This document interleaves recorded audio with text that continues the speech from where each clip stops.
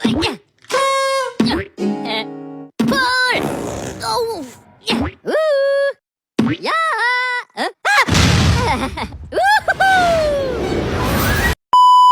Assalamualaikum warahmatullahi wabarakatuh. Perkenalkan, nama saya Dani Ramadan dengan NPM 20424127. Di sini saya akan menjelaskan materi tentang konsep bimbingan konseling beserta definisi, tujuan, dan fungsi bimbingan konseling. Baiklah, tanpa berlama-lama, langsung saja ke videonya. Bimbingan konseling merupakan bagian integral dari sistem pendidikan dan proses pengembangan individu secara holistik. Konsep ini mencakup serangkaian upaya bantuan yang diberikan oleh ahli kepada individu atau kelompok untuk mencapai perkembangan optimal dan mengatasi permasalahan yang dihadapi.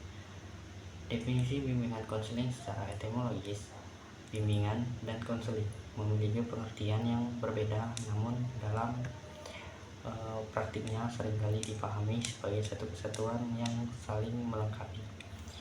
Bimbingan adalah proses pemberian bantuan secara umum, sedangkan konseling adalah inti dari proses tersebut yang fokus pada pemecahan masalah melalui interaksi tatap muka baik individu maupun kelompok.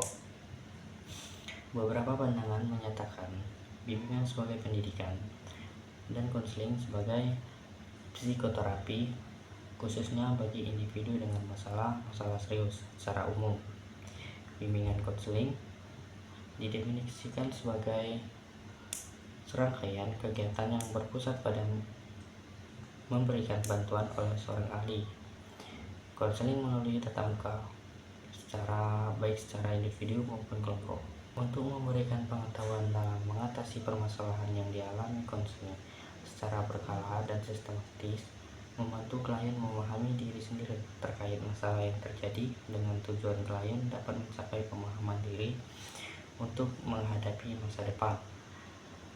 Tujuan bimbingan konseling, yaitu tujuannya adalah utama membimbing konseling adalah membantu individu mencapai pertumbuhan pribadi yang optimal, meningkatkan kesejahteraan mental dan potensi mereka.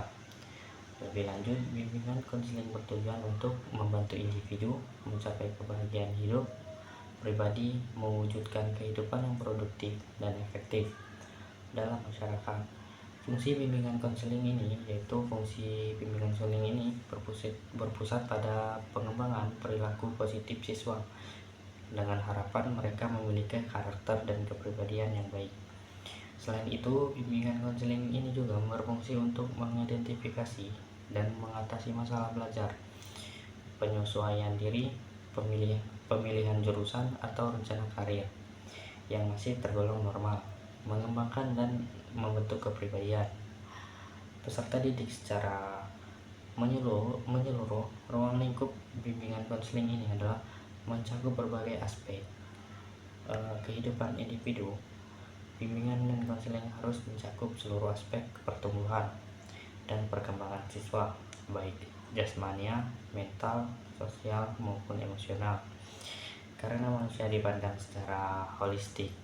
Meskipun seringkali diasosiasikan hanya dengan bimbingan karir, bimbingan konseling jauh lebih luas, meliputi masalah belajar, masalah dalam proses pembelajaran, penyesuaian diri, adaptasi terhadap lingkungan baru atau perubahan kondisi. Seberapa pentingkah bimbingan konseling di SD, dan apa yang dilakukan seorang guru untuk menghadapi siswa yang berkebutuhan khusus?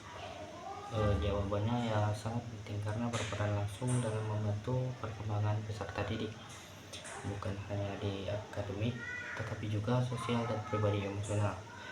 Membantu mengatasi masalah pribadi dan sosial berkebutuhan khusus di sekolah sangat penting agar pembelajaran tetap kondusif dan efektif.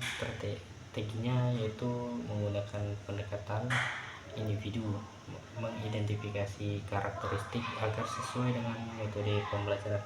Itulah tadi video yang dapat saya sampaikan. Sekian dari saya. Assalamualaikum warahmatullahi wabarakatuh.